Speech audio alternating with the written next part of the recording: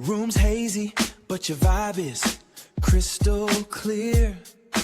Got you thinking about Jackal, baby, 'cause he's right here. You tune right into the podcast, ain't no doubt. The Ela Frequency Podcast is what it's all about. Eternal love always.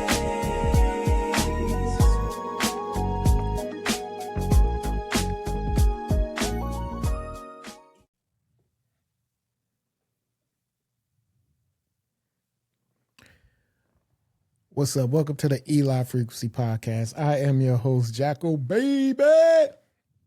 And you could be anywhere on earth right now, but you chose to be here with me, and I appreciate that. So, as to not waste your time, let's get to it. What are we talking about?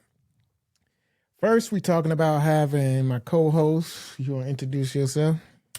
I am Mrs. Jackal. And we're here to talk about, I don't know, it's on you today. What we talking about? Hey, you wrote a book. Oh, yeah? Yeah. Yeah, what's the name of my book? The Life of a Jackal. Tell me a little bit about the name, the title.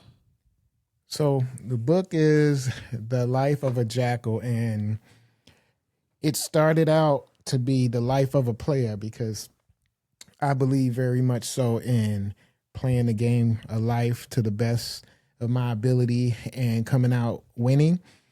And so during midway through, I wanted to change the name from The Life of a Player to The Life of a Jackal because everybody knows me as the Jackal, which is a jack of all trades, a jackal, a man of many disguises. And so I just wanted to make it more personal instead of it being general, because some people would take the life of a player as something that's totally having to do with being with a number of women, although that's like the case through like the history, but it's not focused on being with women for the sake of being with women. Me, the life of a player, when I say player, I mean playing a game of life and getting the best you can get out of life, getting everything you can get out of it while you're here, because you're only here for a number of days and years and months and minutes and seconds. And so you got to utilize that time to the best of your ability. So I wanted to take it away from that wide scope of being a player to narrow in and focus on my life, which is the life of a jackal. Yeah, thank you. I'm biased. I liked the book. I enjoy learning about your life, both when you're talking to me about it and also being able to read it. Just another really good way for me to learn about your life and at times feel like I was experiencing it with you. You open the book by talking about going to movies with your family. To this day, you love movies. You have this maybe unofficial rule or goal of watching 2 to 3 movies a weekend. Do you feel like movies reflect the innocence of your youth? Okay, number one, wasn't no innocence in my youth. Well, but in your book, there's a lightness, there's a carefreeness about going to the movies and pretending, like to put yourself in the position of the lead characters in the book. Bruce Lee, or you're in the talking movie. about? Yeah, so Bruce Lee. Movies is a way, when you come from the humble beginnings I come from, movies is the only way you can get out of your environment. I mean, wasn't nobody paying for us to go on vacations or go on trips and all this other stuff. So the only way you can get out of your environment is going to movies. And going to see Bruce Lee movies specifically made me feel invincible, made me feel powerful, made me feel like I was in control of what happens in my surroundings. You know, I didn't have to be a victim. I could think I could defend myself. I can think I could fight.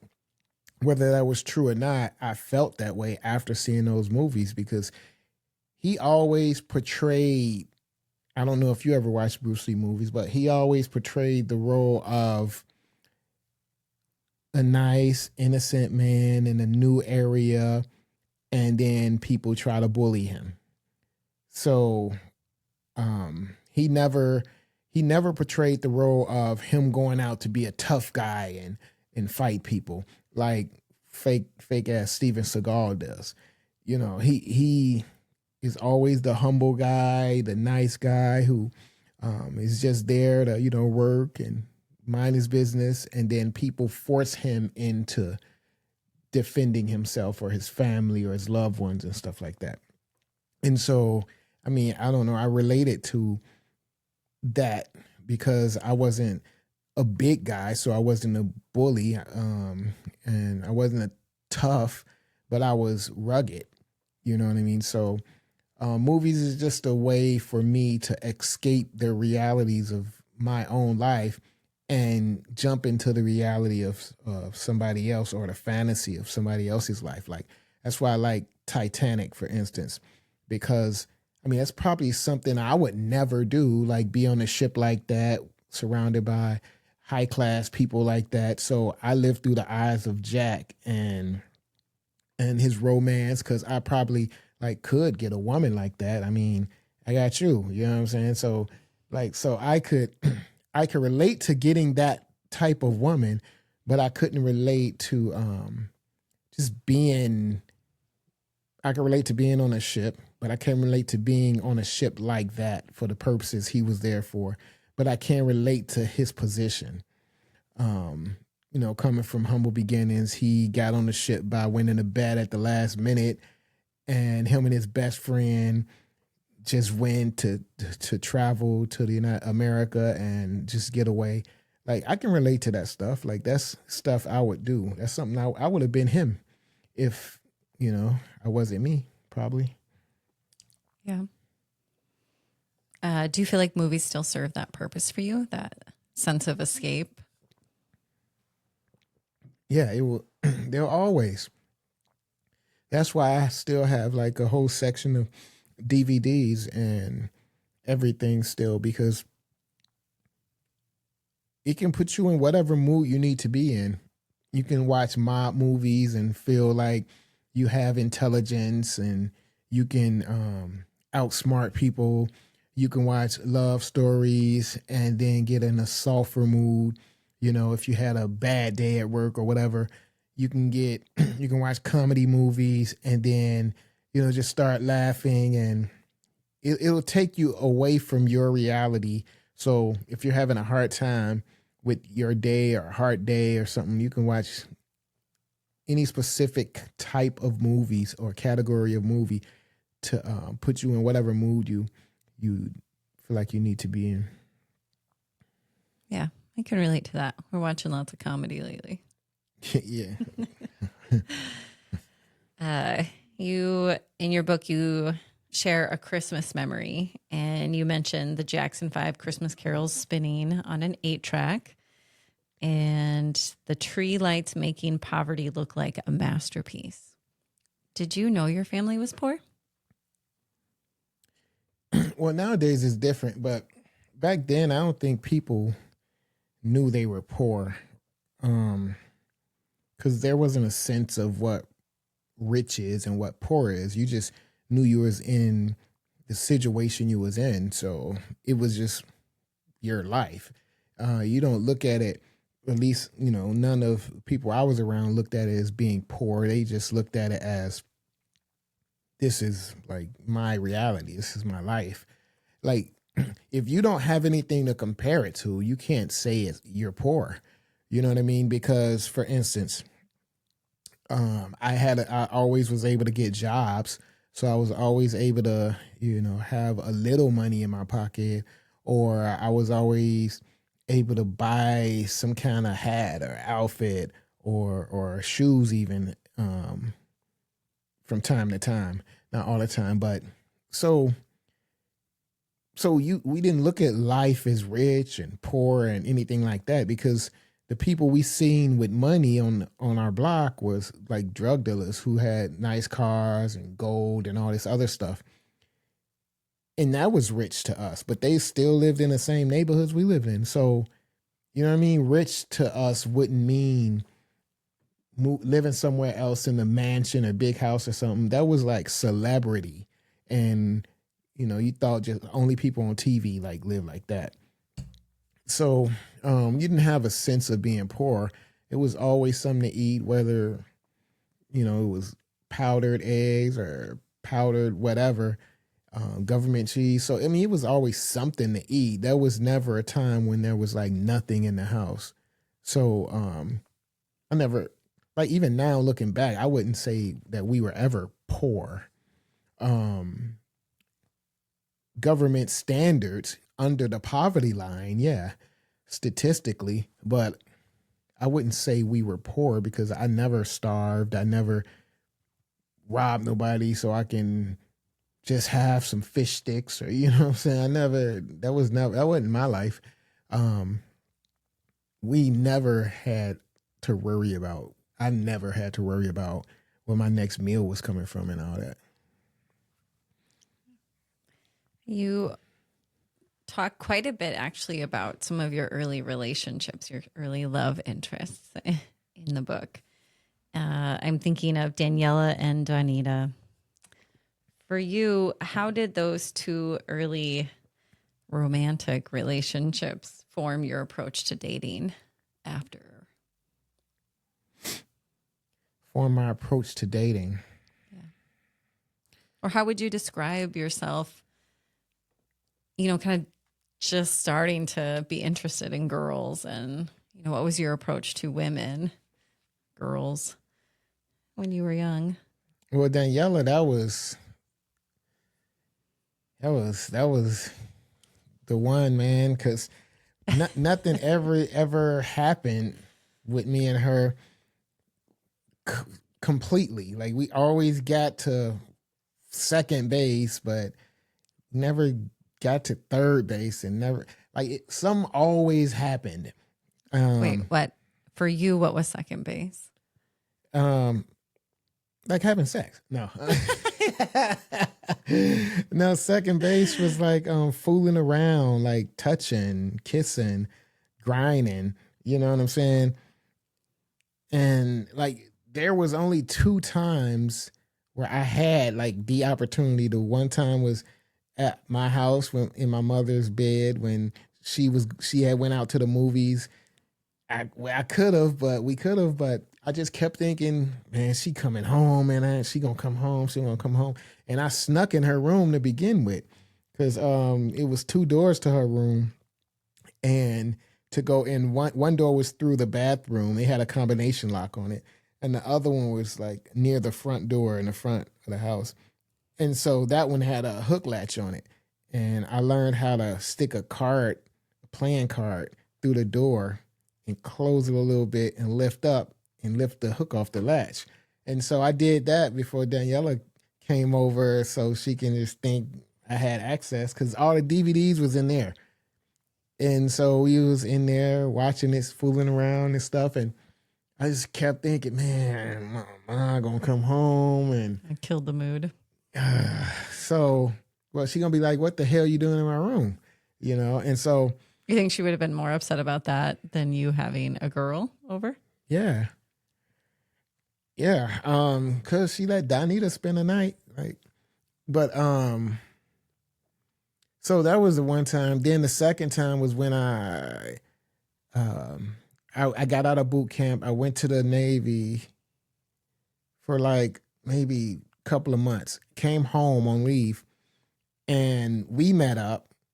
And we was at my mother's house in like the extra room, and we was smooching and stuff again, and we could do it. And I kept thinking, I'm like, oh man, I gotta leave my plane leaves at like 8, and it was like 6. And I know we definitely could have did it then. I was older and everything was great, and I didn't have to take the plane that day, but I was only trying to get back in time so I can take the test so I can be promoted. So it's either take the test to be promoted or stay here and do this. And I was like, well, man, this is gonna be my life. Like, so I went to take the plane to be promoted, passed the test, really good, did really good on it, but I P&A'd, and you know, I always felt like, man, that's bull, man. I should have just stayed. So P&A'd is I passed but not advanced. So I passed all the tests. They just didn't advance me and promote me because they said time and rank. I didn't have the full amount of time that was needed for the promotion. I was like 3 months short. But I mean, they promote people still, but they just didn't want to. So that was Daniela.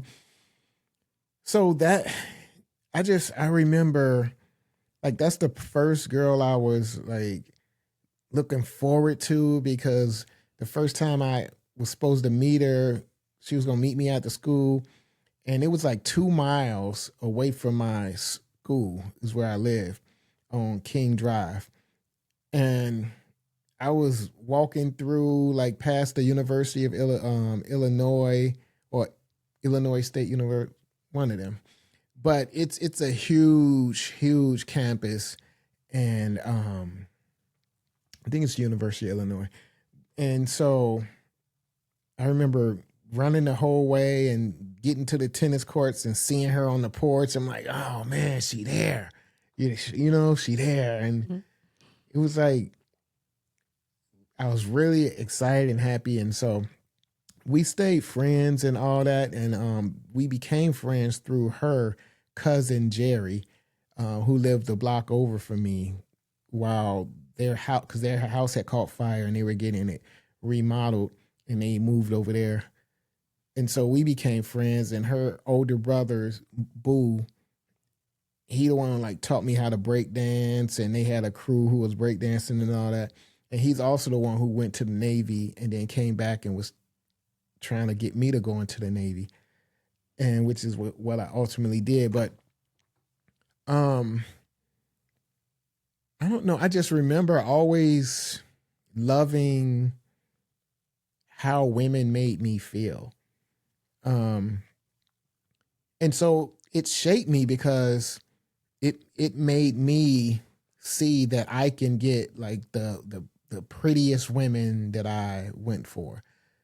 And so it gave me the confidence to not have to like just settle for any woman. So I only went, from that moment throughout my life, I only went for women who I was like really, really physically attracted to. I never settled. Maybe once or twice, you know, I had to take the hit because one of my friends was messing with somebody. But The sacrifices you made. I know, man. Like, man, I ain't never doing that no more. Well, I guess I'm stuck with you now, so I can't do that.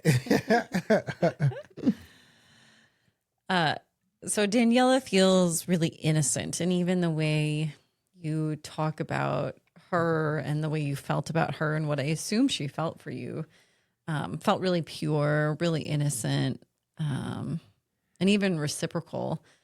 Donita, who was probably your first real girlfriend relationship, that seemed different.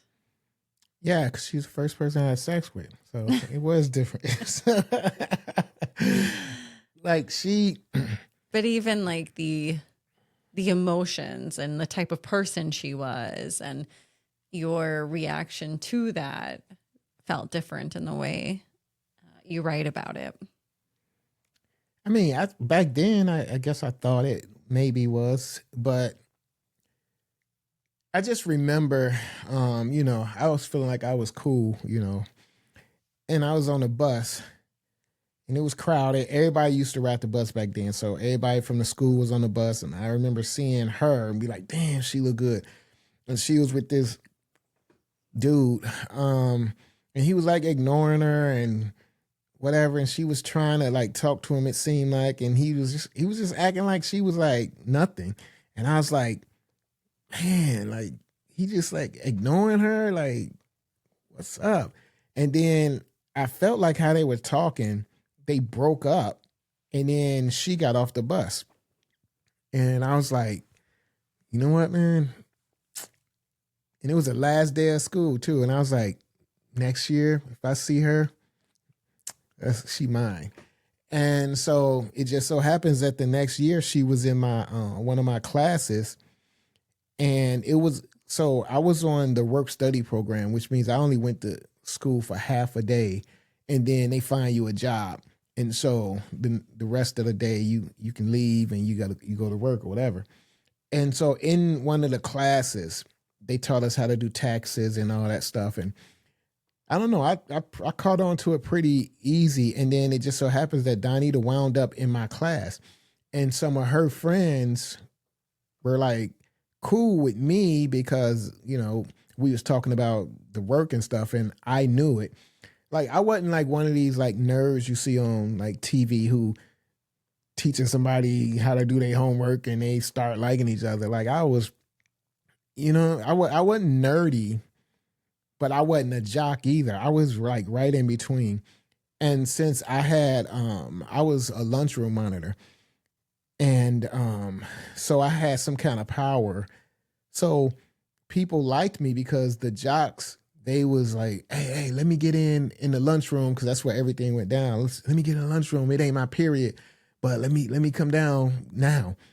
And some of them I would let, some of them I wouldn't. And so like, that's how I got good, like in with both crowds of people. And so that's how I met her, through her friend who liked me, who was cool with me. And then we started talking. And so she became like my girlfriend. And up until that point, I hadn't like physically had relations or any sexual kind of activity with nobody that went all the way. But she was the first one, and she was like bossy, and I didn't realize it. I didn't see it, but other people seen it. But I mean, maybe I think I needed that back then because I wasn't like bossy. I was kind of, you know, a soft, kind, caring guy. And she was like the more tough, outspoken type of woman. But again, like I needed that because it brought out stuff in me. Like her telling me to do stuff made me not as shy as I was or whatever. And yeah, so she was the first serious person. Yeah. On prom night, you left Donita gifts. So you didn't actually go to prom with her. And I don't want you to spoil the story for those who want to know more about it. But you didn't go with her, but you did leave her gifts. You left her a teddy bear, a rose, and a card. Do you remember what you wrote in the card? Hell no. How am I supposed to remember that? I thought for sure you would have remembered. Dearest Donita. Dearest.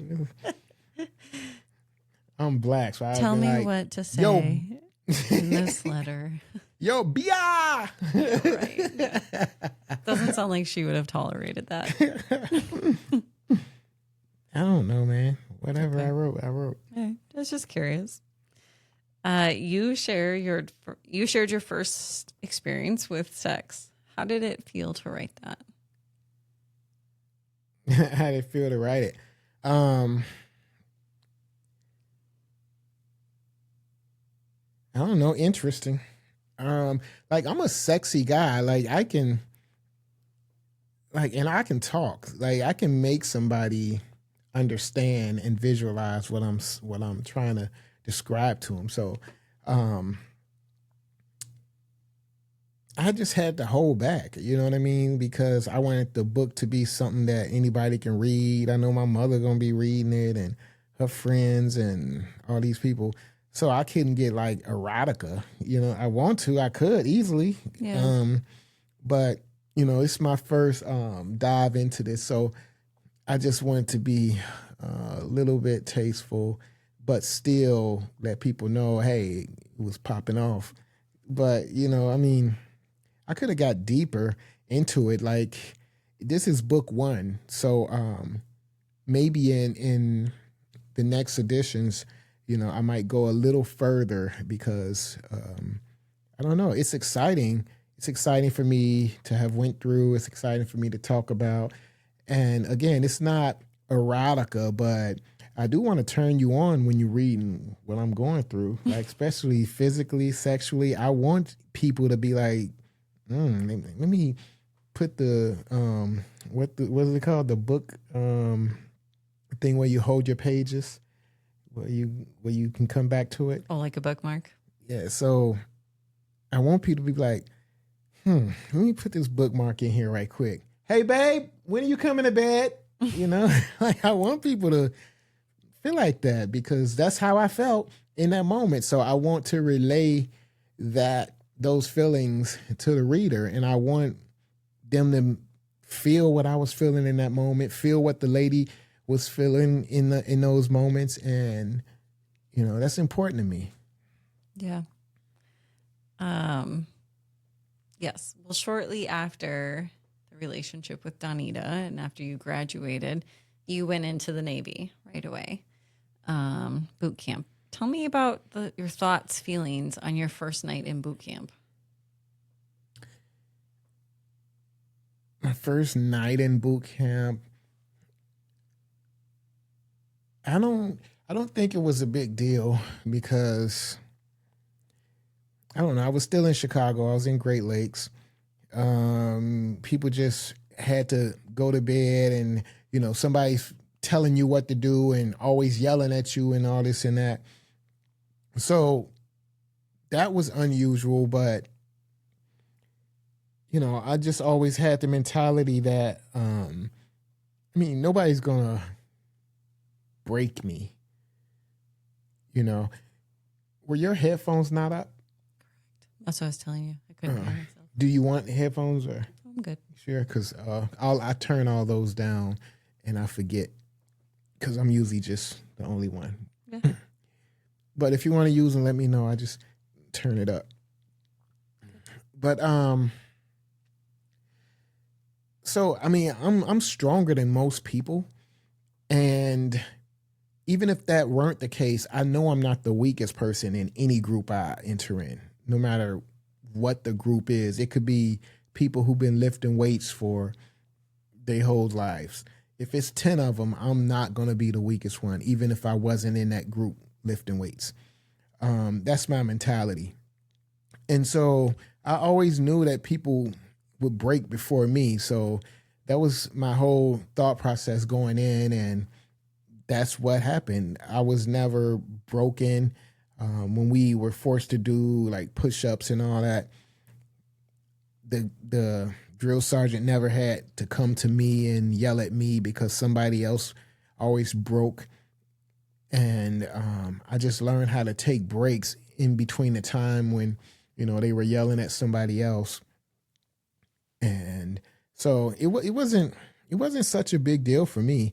And then I learned I was chosen as one of the people who was on the watches. And so as I went on watch, I had to stand at the front door for 4 hours downstairs. And for the first week, I did that and it was fine. But then I learned, and so it's like 2 or 3 in the morning. So I got to stand there at like 7 or 6. And I'm there and I'm noticing nobody ever came back.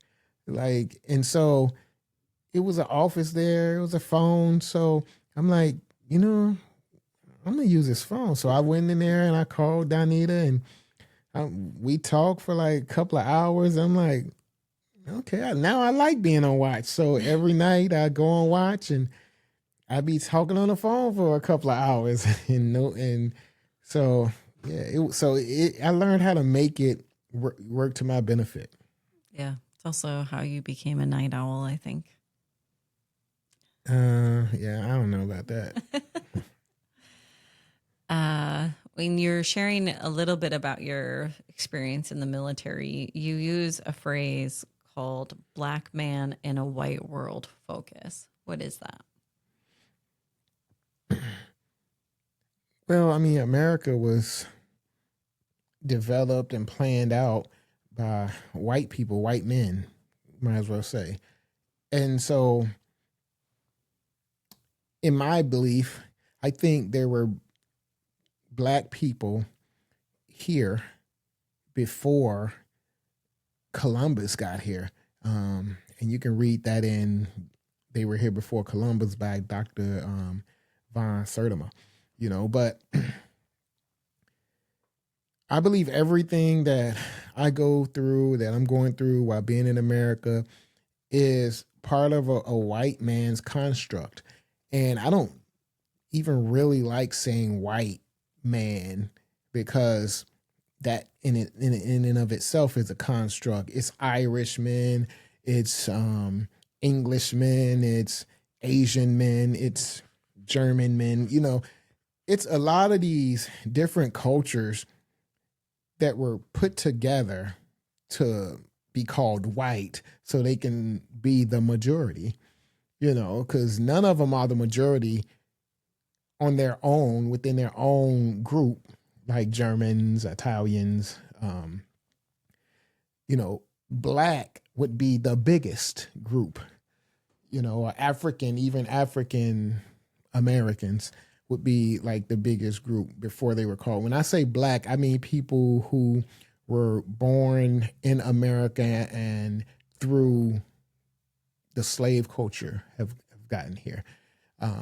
African American, I mean people whose ancestors have not went through that.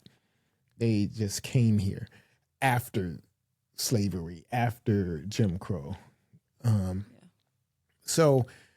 But yeah, black men, you have to play the game of life. You have to learn how this white man's construct is here. And you have to learn how he plays his game. And then you have to learn how to navigate that game and win at it, without it being obvious that you're navigating the game successfully. Because if you show that you're good at the game that he created, then they'll try to destroy you one way or another. And you can look at evidence of that with Michael Jackson when he started taking control of the Beatles catalog. He bought their catalog and then he owned it. The hugest catalog in music history. A black man owned it. All of a sudden he died. Prince, when he took control of his own music and his own rights, his own publishing and everything, he died. You see what I'm saying? And so you just have to learn how to navigate the world being a black man or a person of color in a way that you're not too high above the radar, but you're not scrumming along the bottom either because they don't like them either. They like to see it, but they don't want to be bothered with them. So just learning how to navigate and play the game. Because it's not a game that we created. It's just a game that we have to not survive. It's a game that we have to learn how to play and rise in. You do share about your experience in the Navy, and you talk about some of the different jobs you had while on the battleship. And one of them that I really felt like I heard a sense of pride in the way that you were talking about it was steering the helm. So tell me a little bit about that. So I was one of very few people who were able to be a helmsman, which is the guy who is steering the ship, because we have to navigate along whatever course we had to navigate. So the first thing you have to do is you have to go up to the officer on deck, who is sometimes the captain of the ship. And the captain of the ship is the guy in charge of the whole ship. And you have to stand at attention, salute, and say this long, I'm going to look it up one day so I can remember, but you have to say this long soliloquy about like what degree we're navigating on, what degrees we're headed, and like this whole thing about where we're trying to go and the course and where we are. So before you do that, you go in and talk to the helmsman that's currently on duty, and he'll tell you the course we're steering and where we're headed and all that. And then you go up to the guy, you do that, and you say it, and it's like a paragraph. You have to say it exactly right, a certain kind of way. And it's really challenging to like just remember all that information and to say it exactly right. And so the first few times I did it, I was nervous and it was nerve-wracking, but I mean, I got so good at it that I would do it like in a rhythm, like real. It don't matter if you do it quick, as long as you're accurate. And so I got to a point where I would say it real fast and clean, and the captain or the person in charge at that point will always like when I came up. And so then you get to relieve the helmsman. You got to say something to him, and then he says something to you, and then you take control. So while steering the ship, I mean, if you ever drove a boat, it's 100 times slower in its reaction time. So for instance, you can spin the wheel around. It'll take you probably 5 spins to get the wheel to be all the way right. And so let's say I wanted to go right 5 degrees or 10 degrees so I can land on a certain latitude or longitude, number. So you spin it hard right all the way, you won't feel the ship do anything. And then the ship will start to turn, and I've learned how to do this so good that then I turn it 100 degrees or 360 degrees all the way the other way, 180 degrees all the way the other way when it just starts to turn.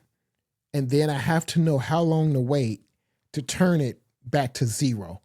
So that turning it all the way and then all the way the other way, then back to zero, by the time the ship stops moving, it would be exactly like that 5 degrees or that 10 degrees, and it'll stop moving right on there. So I learned how to do that so good that I wouldn't be like a degree off.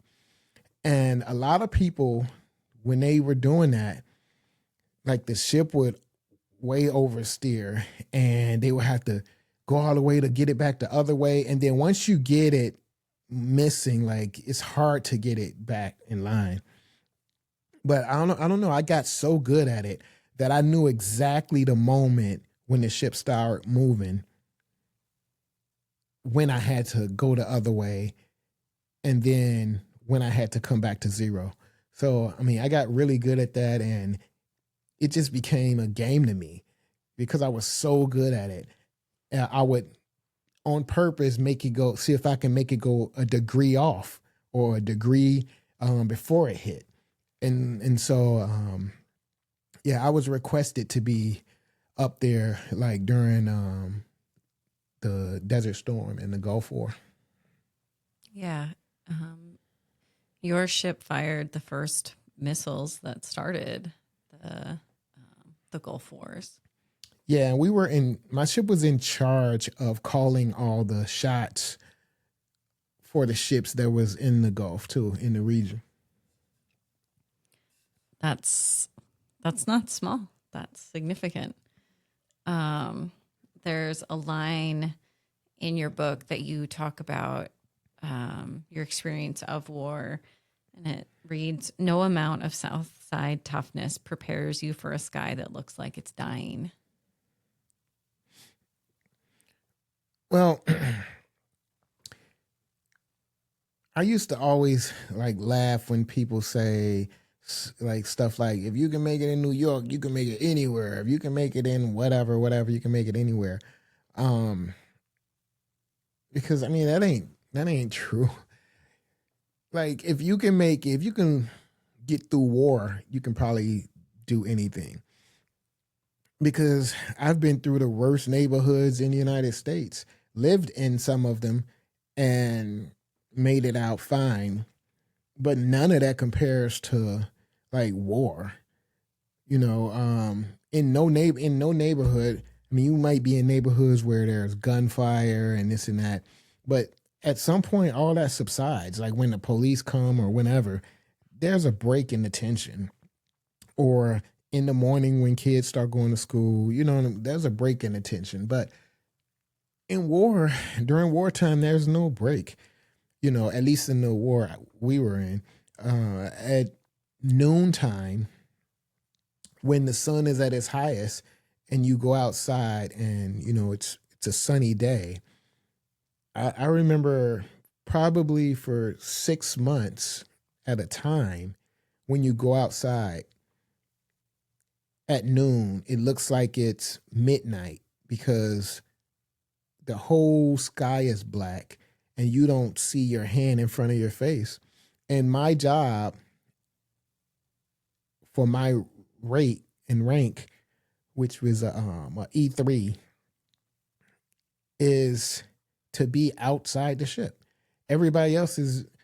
Most people's job is inside the ship. So, and there are like no windows, so you can't like really see outside. But my job was to be like outside the ship.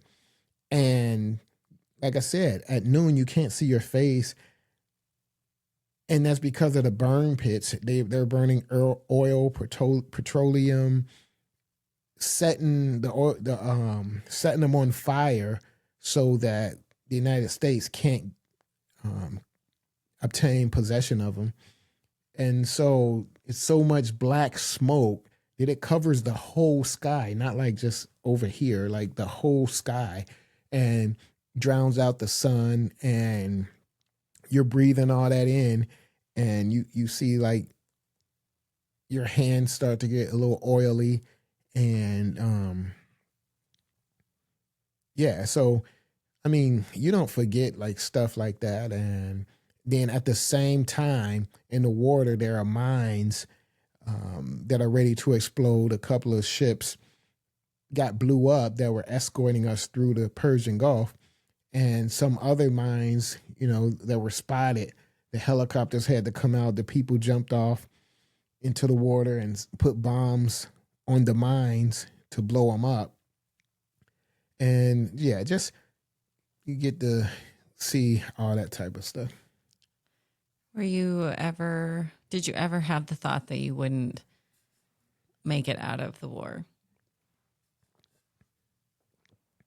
I think that's only a temporary, momentary thought, because we were over there for 3 or 4 months before anything happened. Like we were over there. We were going on a world tour, and then as soon as we got to Jamaica, and then that it happened. So we had to go over there from there. And I mean, we were going to like Bahrain, Abu Dhabi, Dubai, and stuff like that. I mean, it wasn't the Dubai it is today, but we were still visiting places before the war kicked off. But people were probably had some fear for like the first two or 3 months. But at that point, people wanted something to happen because we were just sitting there, and we were going through general quarters, which means we're going to our battle stations and being a part of whatever unit we were a part of for the battle stations. And we were doing this several times a day. So you're waking up, running to your battle stations, getting prepared, and nothing happens. So doing that for 3-4 months, you start to feel like, I don't care what happens. I just want it to happen. Like, why don't we just start the war? Because right now we're just in a period where nothing's happening except us doing these routines every day. And so it got to a point that if we're gonna be killed, I mean, okay, let's do it. Let's fight. Let's do something. So after that, so when the war actually started, and we fired the first missile, by that time people were just ready to fight. Like, so I don't think fear was in the equation at that point. Was it at any point? Like I said, I mean, in the beginning, you ain't never been to war before, so of course you're gonna feel a way. But it's the same as if a bully told you he gonna meet you after school and beat you up or something. I mean, the first time that happens, you might be afraid. But then if he don't show up after school, then you're like, okay, whatever. And then the next day he said, and if he's saying that to you for like 2 months and he never shows up, and then you looking for him on the way home, making sure he ain't around, one day you're going to be like, hey, yeah, make sure you show up today then. You know what I'm saying? And then when he shows up, you're like, okay, cool. Finally, we get to fight. But after today, I ain't got to worry about this no more. You know what I'm saying? So it's the same thing. Like, yeah, it's scary because you don't know what's going to happen. But after a while of nothing happening, you would rather something happen, whatever it is, so you can be done and you can go home. Your book ends during your time in the Navy. Is that on purpose? As opposed to what? Ending kind of, when you get back and kind of, closing out, and they came back from the war, and then this is like the next part of my life that happened after being in the military. Yeah. So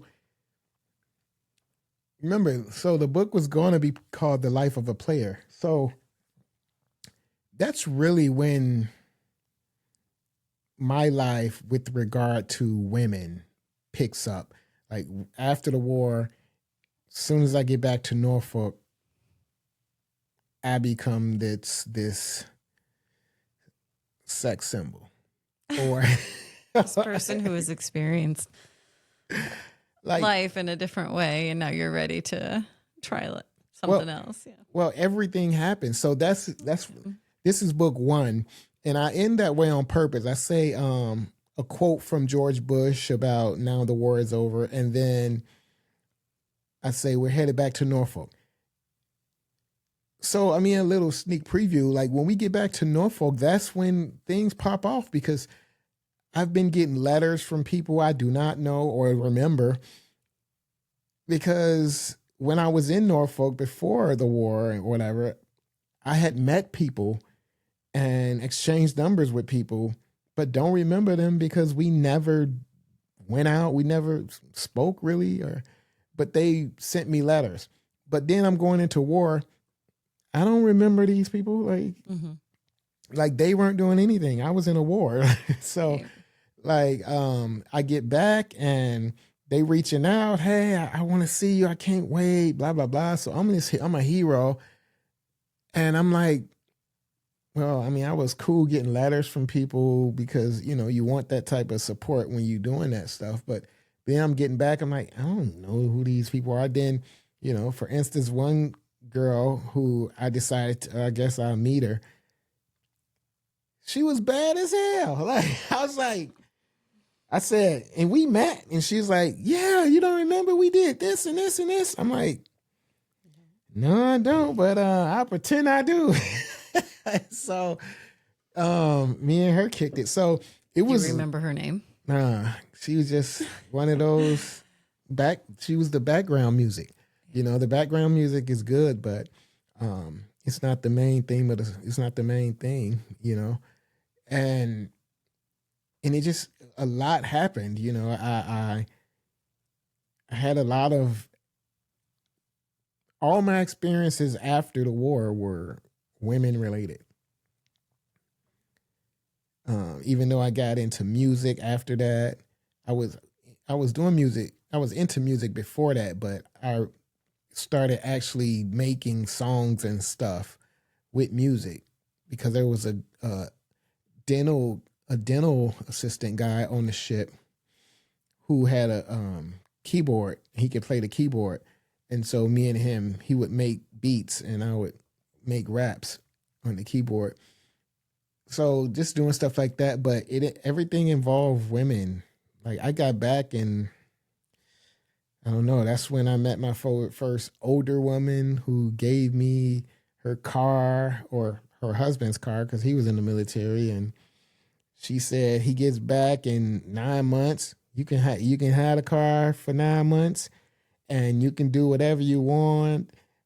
Just don't disrespect me. And I was like, okay, what does that mean though? And she said, you can see whoever you want, you know, just don't have nobody driving the car or you know, whatever. And I was like, oh, okay. And me and you can still do whatever we do. She's like, yeah, absolutely. I'm married. And I was like, okay. And I don't know. That's what taught me that women are great. But it also taught me not to trust women because a lot of women in Norfolk were doing that. They were married. Their man was away for 6 to 8 months, and they were with other Navy men. Mm. So I didn't judge them for it. I just said, wow, this is another part of life that I had no idea about. I thought, like, if you think about it back then, there wasn't a lot of like cheating on TV show, nothing. And I don't know. I was like, I thought when you married, like, that's till death do you part and all this other stuff. But no, man. Norfolk taught me real life. And then the women taught me real life. But then I learned that there's a different respect. Like, she still wanted me to respect her, although she was disrespecting her husband. But she still wanted respect. So I don't know. It taught me that there was duality to people. Yeah. All right. So book 2 is going to be about post-military life, and maybe particularly around lessons from relationships. I don't know about lessons from relationships because I think it's because there was, and I don't even know if I would call them relationships, but I guess every situationships. Yeah. Journeys. They're journeys. They're journeys that help to create me and my thought process with regard to interactions between men and women. And so I'm trying to debate right now or decipher whether book 2 gets into the music aspect like a lot or just skims the surface, because the music, that's a whole nother thing in itself. So I might just let this be the end of the military situation and just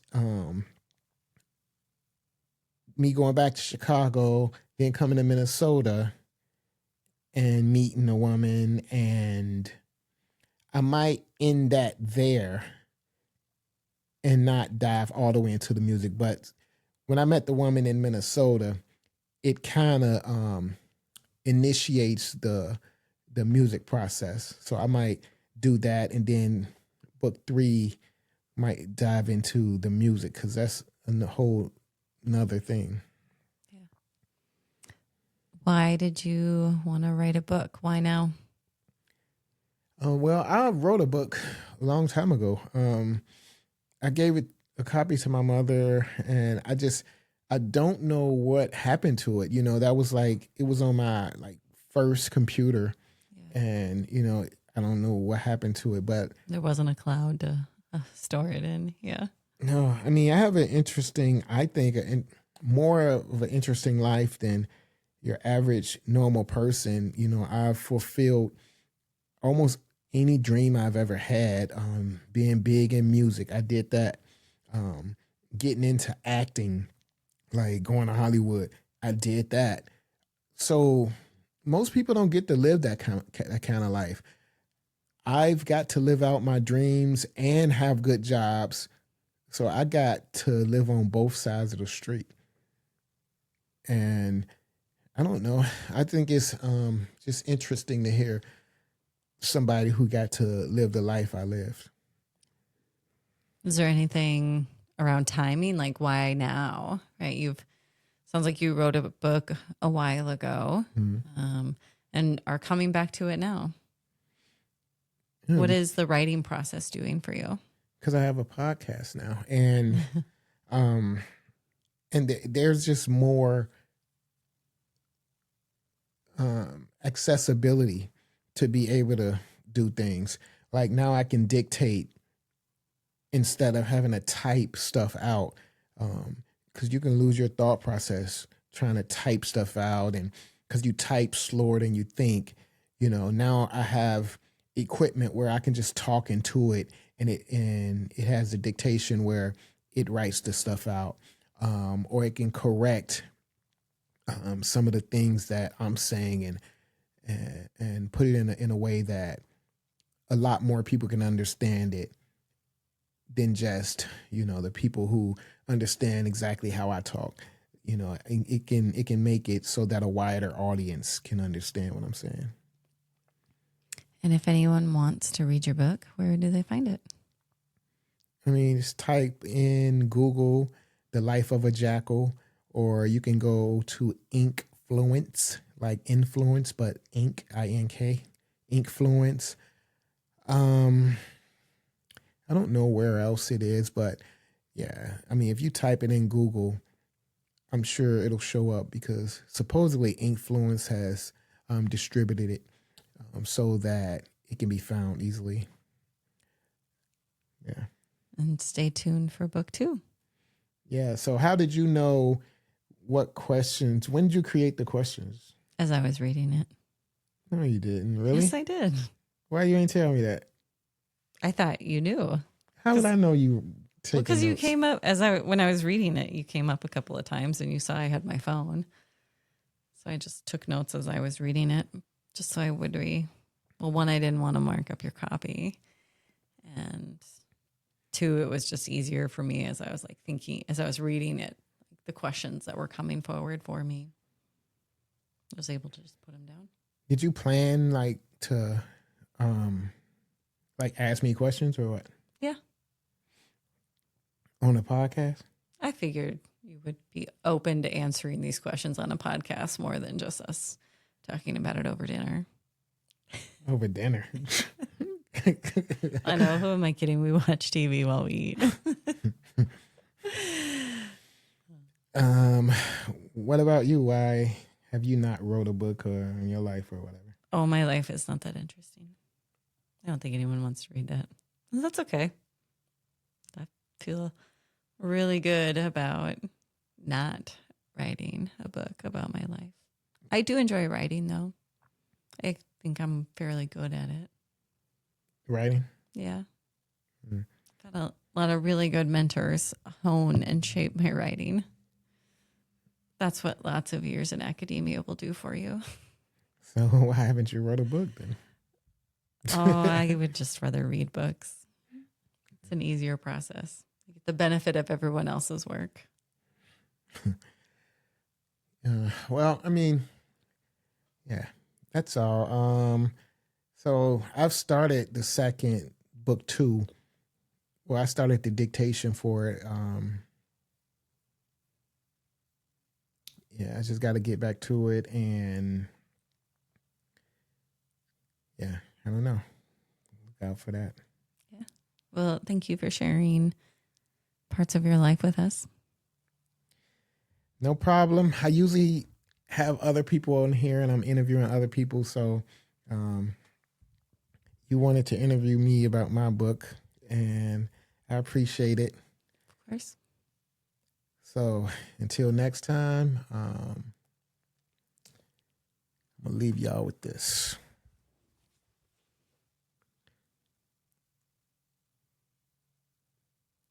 Ooh, the Ela frequency, yeah. Got that eternal love on the line. Yeah, the vibe is feeling so right. Welcome to the Ela Frequency Podcast. Turn the world down, tune in your soul now. Ela, Ela, oh, Ela. The Ela Frequency Podcast. Kia on the vibe.